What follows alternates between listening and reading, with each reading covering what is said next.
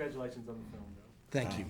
What was your first meeting like between the two of you? Because, I mean, coming from Harvard and having that experience of being part of the Kennedy School of Government, was there a sense of coming full circle for you on this project?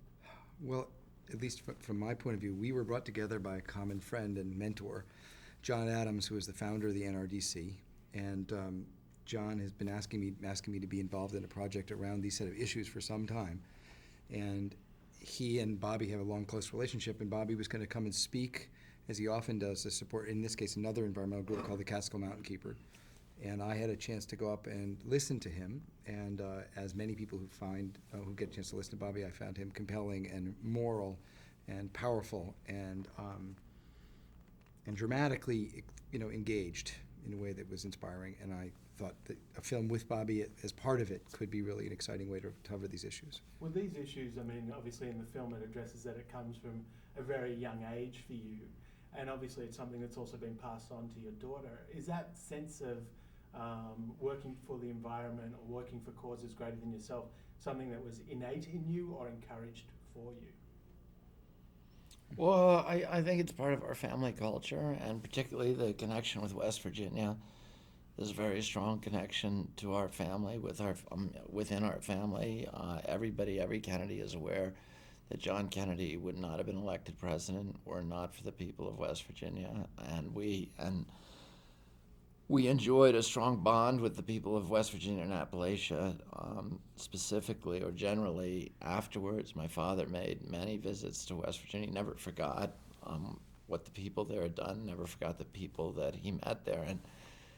And what he saw there, in terms of their poverty, the spirit that they had, the love of our country, and yet the kind of lives that they endured. And, in this case, we're now, I'm seeing something that my father never saw. My father was fighting strip mining in Appalachia when I was a kid, and I remember very well him saying, and at that time the strips were very small, but him saying they're not just destroying the environment, they're permanently impoverishing these communities and these regions, because you can't build an economy from these barren moonscapes that are left behind. And that's what they did. And when he told me that, there were 151,000 unionized mine workers in West Virginia. Today, there are fewer than 18,000 left, not because of environmental laws, but because the industry has ruthlessly, mercilessly, and deliberately mechanized their industry so that you're no longer taking coal out of tunnels in the ground. They're plowing down mountains to get at the coal so they can pay less and get rid of the unions. And over the past 10 years, because of corruption, because this is all illegal, their whole business model is criminal, and these are criminal enterprises, but they have blown up 1.4 million acres, an area larger than the state of Delaware. They've illegally buried 2,200 miles of rivers and streams.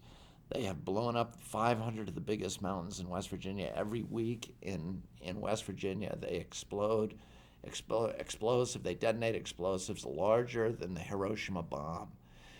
And when they do these things, which is all illegal, they're not just destroying Appalachia, they are subverting American democracy. They destroy these communities at the local level, are no longer allowed to participate in the governance of their communities. The transparency is gone from government because what they're doing is illegal, so they can't afford to shine the light on it. The agencies that are supposed to protect us from pollution become captured by the regulatory industries that they're supposed to regulate, and they become instrumentalities of their corruption.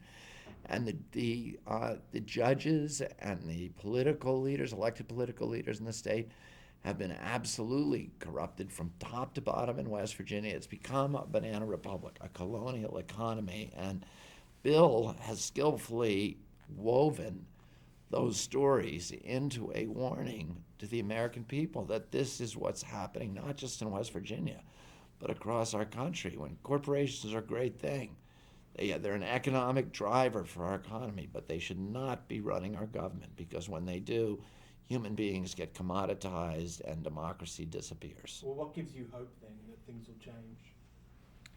Well, in some ways, this story that we're talking about here gives us lots of hope.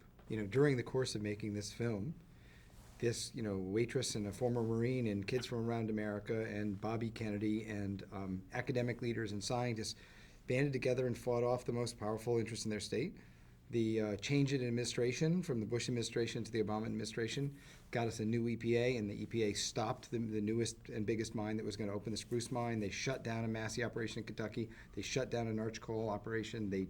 Bobby's organization and others changed the standards the EPA was using to regulate emissions from coal-fired power plants. The TVA agreed to shut down 2,500 megawatts of coal-fired power plants.